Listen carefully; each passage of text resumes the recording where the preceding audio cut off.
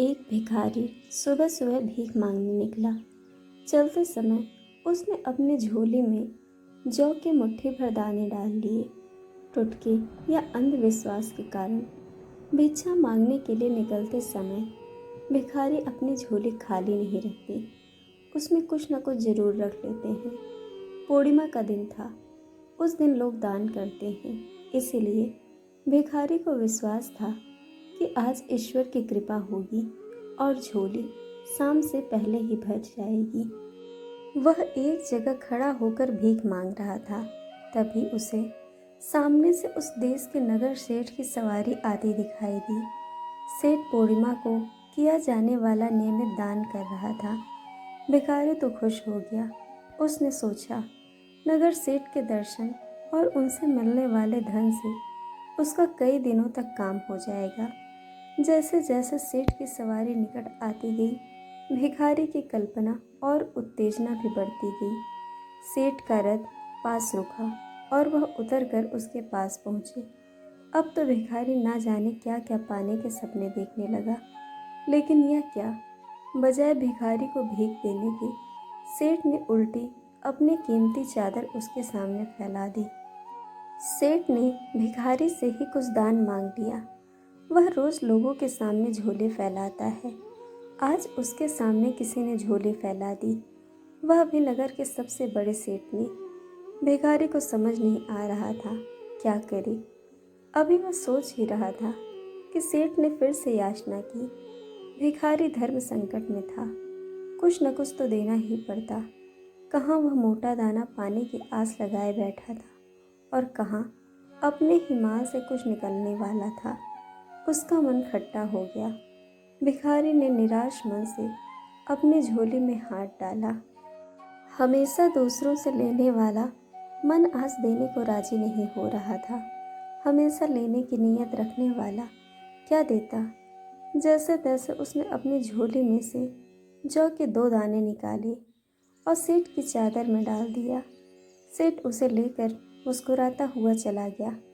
हालांकि उस दिन भिखारी को रोज से अधिक भीख मिली थी, फिर भी उसने जौ के जो 2 दाने अपने पास से गंवाए थे, उसका मलाल सारे दिन रहा।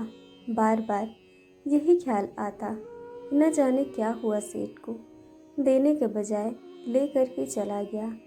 आज सभी भिखारियों को दान दे रहे हैं, वह उल्टा ले रहा है। कैसा जमाना आ गया है। अच्छा हुआ मैंने जौ के 2 ही दाने दिए, मुट्ठी भर नहीं दिया। यही सब सोचता हुआ वह घर पहुंचा। शाम को जब उसने झोली पलटी तो उसके आश्चर्य की सीमा न रही। जो जौ वह अपने साथ लेकर गया था, उसके 2 दाने सोने के हो गए थे। जौ के दाने सोने के कैसे हो गए, और हुए भी तो केवल 2 ही दाने क्यों? पूरे ही हो जाते तो कंगाली मिट जाती। वह यह सोच ही रहा था कि उसका माथा ठनका। कहीं यह सेठ को दिए 2 दानों का प्रभाव तो नहीं।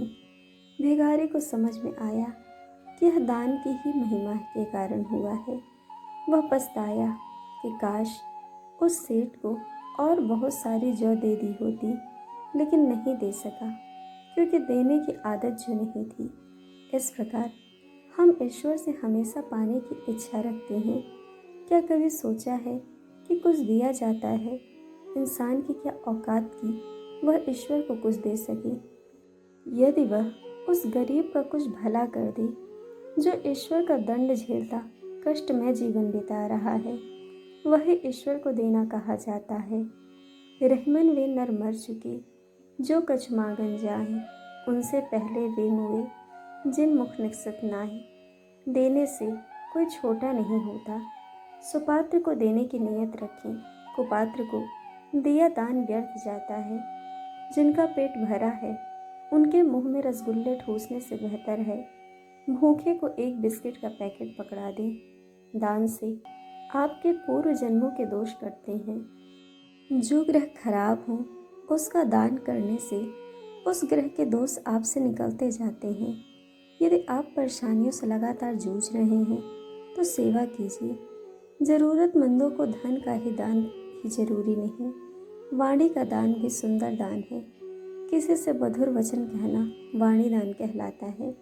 बीमार की सेवा करना रक्तदान, जलदान और अन्नदान सर्वश्रेष्ठ दान है। दोस्तों, आपको कहानी कैसी लगी यह हमें कमेंट करके ज़रूर बताइएगा और चैनल को सब्सक्राइब, वीडियो को लाइक शेयर करना बिल्कुल मत भूलिएगा।